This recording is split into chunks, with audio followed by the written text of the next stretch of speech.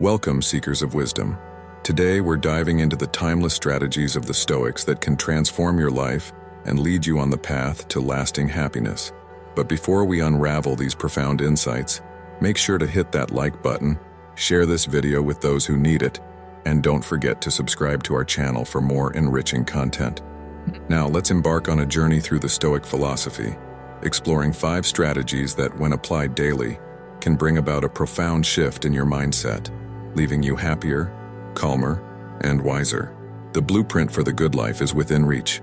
Apply these Stoic strategies daily and you'll find yourself happier, calmer, and wiser. We've all had times when things are going great. However, it often happens that even if the good times keep going, our mind tries to nudge us towards feelings of anxiety. One way to avoid this is to learn about the teachings of the Stoics. In this article, we will take a closer look at several Stoic strategies that can help improve your mood, outlook in life, and overall happiness. According to them, we create stress within ourselves. We are responsible for our current state of misery and letting it pass, because it will pass.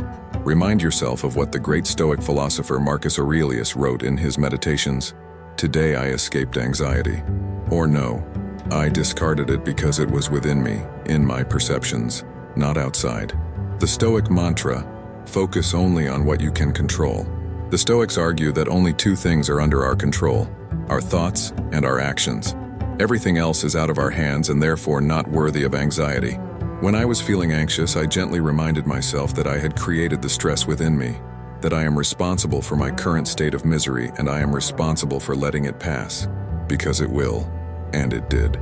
Just the simple fact of reminding myself that I am in control of my state of being brought a feeling of calmness inside me. I then reminded myself of what Marcus Aurelius wrote in his Meditations. Today, I escaped anxiety. Or no, I discarded it because it was within me, in my perceptions, not outside. It's incredible how a simple shift in your outlook can instantly change your mindset and mood.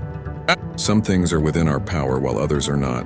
Within our power are opinion, motivation, desire, aversion, and, in a word, whatever is of our own doing. Epictetus Enchiridion. Do you control the weather? Do you control the traffic? Do you control the stock market? Remind yourself that you don't every time something goes wrong with these things. You'll take away the power they threaten to hold over you in certain times of the day. The chief task in life is simply this: to identify and separate matters so that I can say clearly to myself which are externals not under my control and which have to do with the choices I control. Epictetus Discourses. It's a beautiful lesson to remember, to be at ease with everything that happens, good or bad. It's a trope repeated time and again, but the present moment is all there is. Feeling this, truly understanding it, is the doorway to happiness. Journal. Imagine being the most powerful person on the planet and still being mindful enough to keep a journal. It's what Marcus Aurelius did when he was the Emperor of Rome. He never intended his writings to be published, yet here we are, drawing inspiration from them thousands of years later. The man had many things on his mind, matters of life and death, yet he took the time to gather his thoughts on what bothered him, pleased him, and what he could do better as a human, a ruler, and a Stoic. If he didn't jot down his thoughts in a diary, we wouldn't be able to read his Meditations. We wouldn't be able to see that even emperors were struggling with the same thoughts of anxiety that we struggle with today. Is there a best way to journal? No. Just get a notebook, or open up your laptop and start writing. Is there a perfect time to start journaling? Yes, today. After a while, you'll start to see patterns in your thinking and mood swings. You'll be able to discern the things over which you have control versus those you don't. Start journaling. Curb your desires. Welcome discomfort. Wealth consists not in having great possessions, but in having few wants. Epictetus, the golden sayings of Epictetus.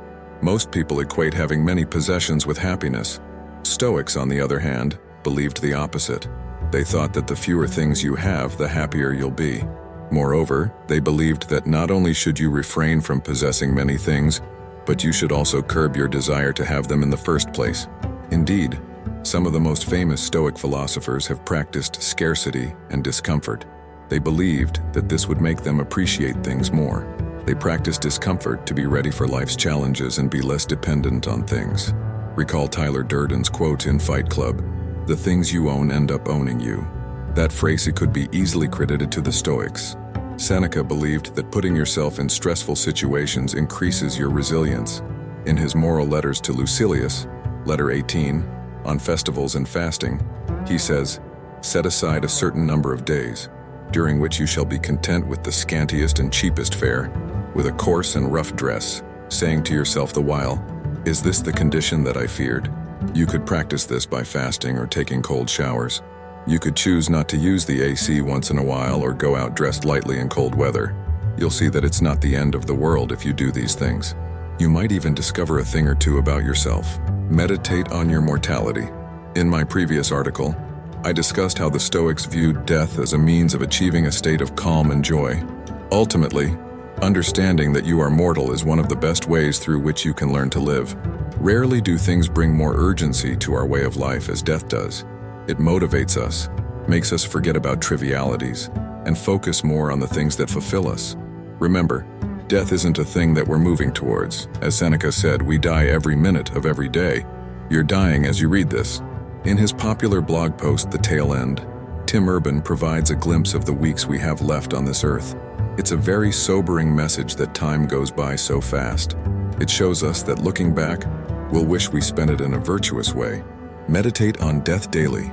Imagine the worst-case scenario. He robs present ills of their power who has perceived their coming beforehand. Seneca, in his book, A Guide to the Good Life, The Ancient Art of Stoic Joy, William Irvine describes negative visualization as the single most valuable technique in the Stoics' psychological toolkit. Negative visualization makes you fully appreciate the things you have by imagining that they'll be gone one day. This could include friends, family members, children, and other people you cherish. Imagining that you may lose them will make you appreciate them more the next time you share a meal or go on a date. It's one of the principles and techniques often criticized by those who say that such thinking will leave you in a state of perpetual misery. I tried it myself to see if it'll work. My mother is in her 70s, so I imagined how it would be if something happened to her. After all, it's more probable than not in those years. Just thinking that made me want to spend more time with her. Of course, there's a difference between contemplating and worrying to death. Be mindful of that when you practice. It's hard to do this with your loved ones, imagining that something terrible may happen to them. But if it fills you with gratitude every time you're together, I'd say it's well worth it. Internalize your goals. When I set out to write this article, I didn't imagine how many times people would read it. Instead, I focused on doing my best. This principle is closely related to the dichotomy of control, i.e., that we shouldn't worry about things we can't control and instead focus on the things we can. I can't control how many shares or likes this article will receive. I can control how much effort I'll spend writing it and how meticulous I'll be in my research. I can control how honest I will be in my writing. In his bestseller Atomic Habits, James Clear says, "When you fall in love with the process rather than the product, you don't have to wait to give yourself permission to be happy. If you're working a 9-to-5 job, you have control of the amount of effort you invest each day to do the best job possible. If you're trying to lose weight, you control what you eat and how much you exercise. It's these things you should meditate on to achieve your goals. Not wishing for an easier life, wishing for a relationship, wishing for a higher paycheck. Actually doing the work, doing the actions required. Fall in love in the process, expecting nothing more. My guess is that more will come either way. Meditate on your success and failure as a Stoic. Seneca advises that we spend some time reviewing our efforts to be a good Stoic each day. Let's say you've taken up journaling, which you would be wise to do. Try and end each day with a review of what you have done, good and wrong during the day. Write what you thought you could have done better. Maybe you worried too much about something you don't have any control over.